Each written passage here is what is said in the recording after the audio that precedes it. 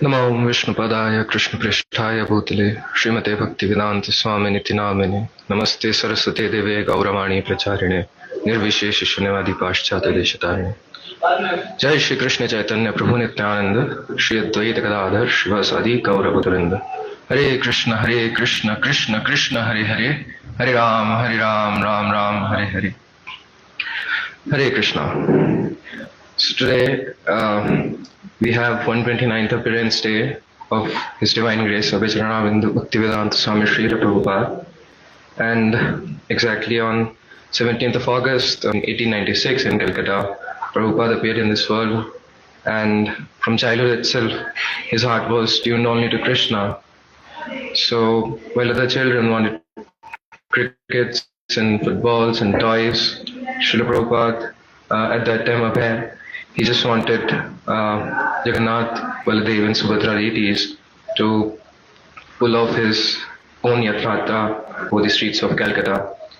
Person there in the street, he asked Srila Prabhupada that, because at that time people used to go to London to study barristry and law, and it was very much looked upon at that time. So he asked him that, where are you going to take this yatra to in the streets? So Prabhupada told him that, I will take this yatra to London, I'll take this to Paris, I'll take this to New York. So at that time no one knew all of these cities around there, because the most cities that people went to were mostly London. So at the age of 5, Srila Prabhupada knew that what he was going to do, and obviously because he's a representative of Krishna. So in 1922 he met his spiritual master, Srila Bhaktivedanta Swami Śrīla Prabhupāda, who once saw him and just told him that you speak English well, so you should go to Paschat Jagat, you should go to foreign land and preach this mission of Lord Chaitanya and preach Krishna consciousness to the world. Prabhupada mentions this later on, that he says that I argued but I was defeated. I knew from that day that my life was dedicated. So Prabhupada started off with in Jhansi he started off with League of Devotees, and he set up a building named Radha Memorial. But as Prabhupada was recently telling that past time as well, that it couldn't work out because one Mataji there was, the building belonged to a mayor, and his wife was typically kind of feminist, and she wanted to set up a building for the women to have their cultural programs and stuff, and she didn't believe much into spirituality. She just wanted that that building should be occupied in a progressive way as per her. But Srila Prabhupada kind of struggled about getting the building, but he couldn't get the building as such in the end, so he had to give up that. So he moved to Radha Damodar temple in Vṛndāvana, and he started off with writing with different literature and translating Śrīmad Bhāgavatam.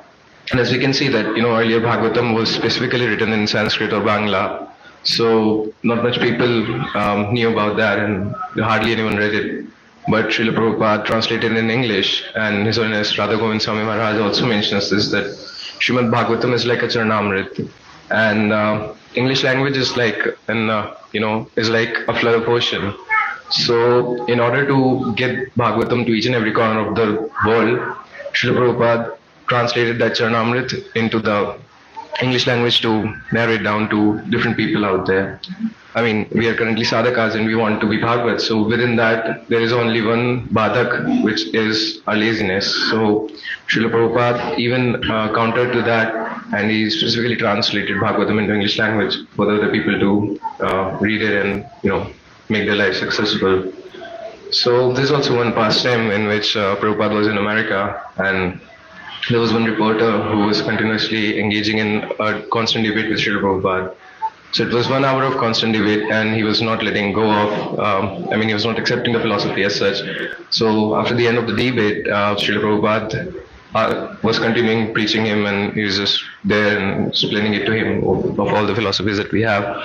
But reporters just said that, Prabhupada, when you just first said about the thing, I got you, but then it was just more of, I just wanted to debate you, that I had in my that I won't accept the philosophy as such, and that's why I was just sitting there and debating you for an hour.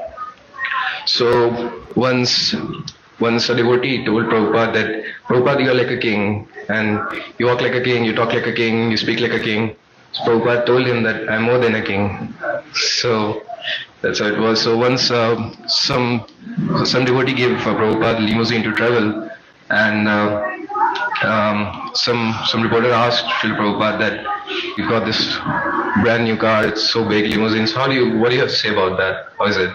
So Prabhupada said that it's nothing more than a teen ka dabba. So he said that if I'm a representative of Krishna, so if you even give me a gold car, wo bhi mere liye tuchh hogi. So that is how Prabhupada was. So everything was divine, Śrīla Prabhupada. Once he was in Africa, and some children there, he stole Śrīla Prabhupada's clothes. So he put those clothes to dry up, and when he was there, he just realized that there were no clothes around. So when there was the evening party in Africa, so he saw the children there, he was just wearing Śrīla Prabhupada's clothes. So he told Bhaktivedanta Swami to get them for me. So they went and got the clothes for him. So we also had different instances in the Bowery Street. So it was a dirty loft shared with trunks and addicts, and Śrīla Prabhupada typewriter was one of the things that, this incident's come to us, that once some student of Śrīla Prabhupada, she just sold his typewriter to get some drugs, and instead of becoming angry, he just said that, if he had taken my typewriter, so then Krishna must want me to take rest from typewriting, and that's why he took it from me. So he never blamed anyone for that. He just took everything on himself, and he's very patient with devotees as well. He never gave up on any devotee.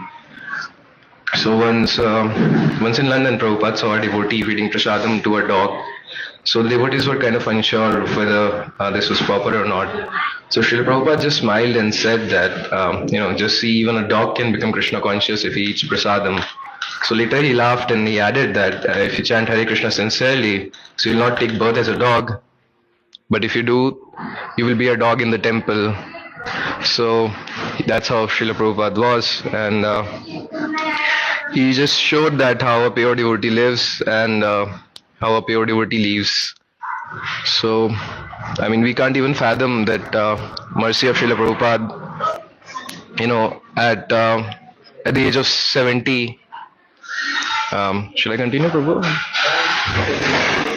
Last thing I'd like. Yeah.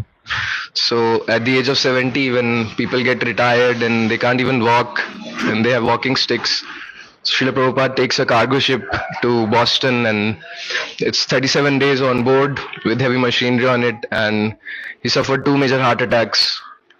But he doesn't land in Boston and go to a cardiologist, because he feels that it's okay to die on the battlefield preaching Krishna consciousness, and that's how he was. And in 11 years, more than 100 temples and thousands of congregations, and so many people who were addicted to meat and drugs, they're just giving up all of that, becoming sannyasis. There's just almost like a spiritual sky that was descended by Rupa Goswami, which was forgotten.